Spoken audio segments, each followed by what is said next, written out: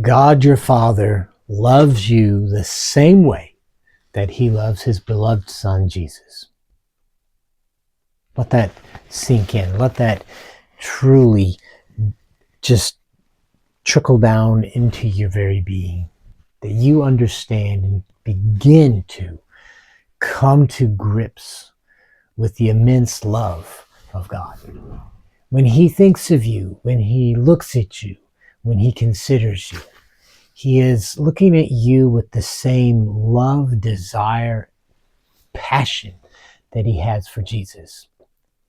And it's really important that you get this because it's his heart, his desire for you is revealed in his love. Let's look at a verse that tells us this. And this is in the prayer of Jesus in John 17. We're going to look at verse 23. John 17:23. And Jesus is speaking and he says, I'm going to back up actually. We got to go to a little bit in verse 22. And the glory which you gave me, I have given them, that they may be one just as we are one. So Jesus is speaking of union. He wants you to dwell in oneness, in union with him, with his Father, because you can't separate them.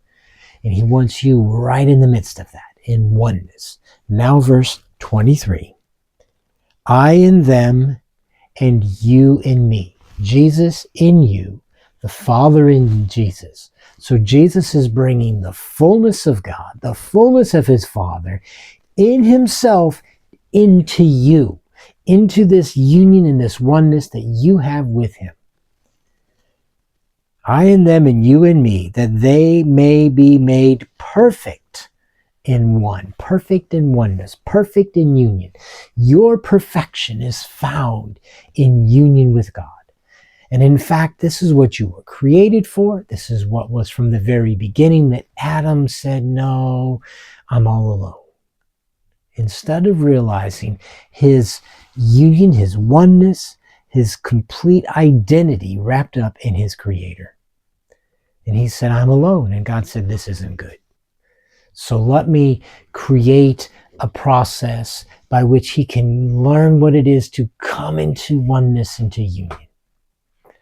And Jesus says, this is what I want. This is what we want. You and me and them, that they can be made perfect in oneness, and that the world may know that you have sent me. That the world may know that you have sent me. So what's Jesus coming for? Jesus is sent by the very will of God to reconcile, to make you one, to bring you into that relationship, to restore that which was lost. And what was lost is your identity in him. From the very beginning, what he intended and purposed, your oneness, your union, your complete integration into him as his own, as his body, as the flesh of his flesh, to truly live in that identity. And so that's what Jesus is praying, and he goes on, the end of verse 23. Okay, so that the world may know that you have sent me and have loved them as you have loved me. Now, I've said so many times it is so vitally important that we grasp God's heart, that we see him as a Father who loves, desires, cherishes, yearns for his children in relationship with them. And here Jesus is telling us, praying to God, I want your children, I want you to know, Father, that you love them just as you've loved me. Jesus is the expression of the Father. He has revealed the Father. He shows us the Father. He reveals God's heart and God's love. He is just completely embedded in the love of God. And that same love is yours, is God's love toward you. And this is wonderful. This is what Jesus came to bring. This is why he came as a man. Incarnation was to tell you that you are loved as you are, not as you should be, as you are. God loves you so much, he came to rescue and deliver you from that which was holding you.